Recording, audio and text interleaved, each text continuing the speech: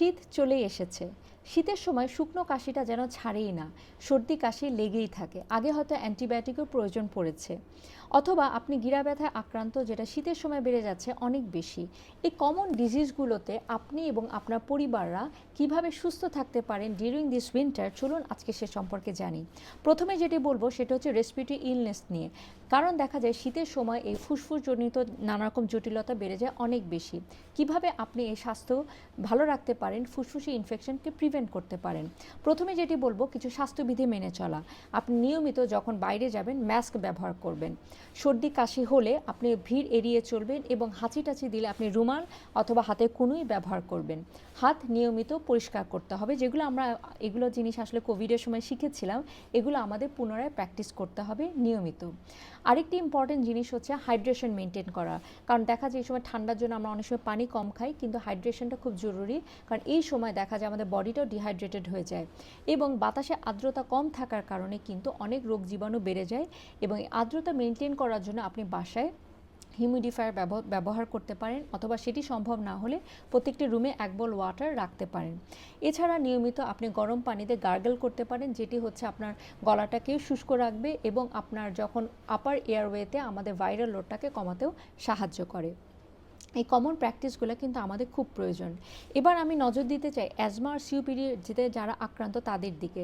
তাদের কিন্তু এই সময় রেসপিরেটরি ট্র্যাক্টে অ্যাটাকটা অনেক বেড়ে যায়, বিশেষ করে কমন কোল্ডে গেলে। যেমন ধরুন এই সময় দেখা যায় ভোরের দিকে অথবা সন্ধ্যার পর হালকা বাতাস হয়, এই বাতাসে কিন্তু ব্রঙ্কোস্প্যাজম হয়ে অ্যাটাক হতে পারে। আপনি আপনার ইনহেলারটা কাছে রাখুন এবং যখনই এই সময়টা বাতাসের দিকে যাচ্ছেন সেটা অ্যাভয়েড করার চেষ্টা করুন। যদি সেটা সম্ভব না হয় মাস্ক ব্যবহার করুন। এভাবে আপনার সতর্কতার প্রয়োজন। কাপড় যেন ঠিক মতো হয়, যেমন আপনি ওয়ার্ম সোয়েটার বা শাল যেটাই ব্যবহার করেন, ওয়ার্ম ক্লোদিং যেন থাকে। বিশেষ করে শিশু এবং বয়স্ক মেম্বার যারা আছেন তারা যেন ক্লথিংটার দিকে খেয়াল রাখে, কানটা প্রপারলি ঢাকা থাকে, সেদিকে আমাদের নজর দিতে হবে। আমাদের ফুসফুসের এবং শরীরের অতিরিক্ত ইমিউনিটি বাড়ানোর জন্য আমরা কিছু খাবারও গ্রহণ করতে পারি। যেমন ধরুন আপনি দৈনন্দিন খাদ্য তালিকায় রসুন, গার্লিক এগুলো রাখতে পারেন ইমিউনো বুস্টার হিসেবে। এখন নানা রকম ফল পাওয়া যায়, যেমন কমলা, মালটা, আপেল, পেয়ারা, এগুলো আপনি খেতে পারেন। এই সময় শীতকালীন সবজি রয়েছে, যেগুলো আপনি নিয়মিত আপনার খাবারে সবজি হিসেবে অথবা স্যুপ বানিয়ে খেতে পারেন। এগুলো কিন্তু আপনার শরীরে ইমিউনিটি বুস্টার দিবে, যেটি আপনার রেসপিরেটরি ট্র্যাক্ট ইলনেস প্রিভেন্ট করতে এবং আপনার ফুসফুসকে ভালো রাখতে সাহায্য করবে।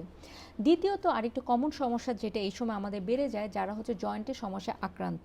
কারণ দেখা যাচ্ছে যারা বাতের সমস্যায় ভুগছেন তাদের জয়েন্টটা কিছুটা স্টিফ হয়ে যায় এই সময় এবং ব্যথাটা বেড়ে যায় অনেক বেশি।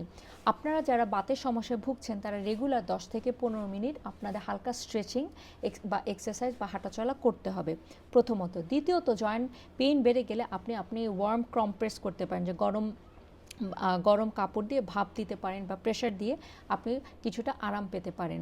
তৃতীয়ত হচ্ছে আপনি যে ওষুধগুলো খাচ্ছেন সেগুলো খাচ্ছেন কিনা সেদিকে আপনি নজর দিবেন, যেন ওষুধ মিস না হয়। এরপরে থার্ড আরেকটি অসুখের কথা আমি বলতে চাই, যেটি হচ্ছে আমাদের খাবারজনিত। যেমন দেখা যায় খাবারের সাথে সাথে ডায়রিয়া প্রকোপ বেড়ে যাওয়ার একটা প্রবণতা দেখা যায়। বাইরের খাবার যতটা সম্ভব অ্যাভয়েড করবেন, পানি ফুটিয়ে পান করবেন। এই কমন স্বাস্থ্যবিধিগুলো আমাদের মেনে চলতে হবে। শীতের সময় আমরা যদি এই ছোটো ছোটো স্বাস্থ্যবিধিগুলো মেনে চলি, তাহলে কিন্তু আমরা এবং আমাদের পরিবার সকলে সুস্থ এবং নিরাপদ থাকব। আমরা আমাদের শরীরের যত্ন নিই, ভালো থাকি। ধন্যবাদ।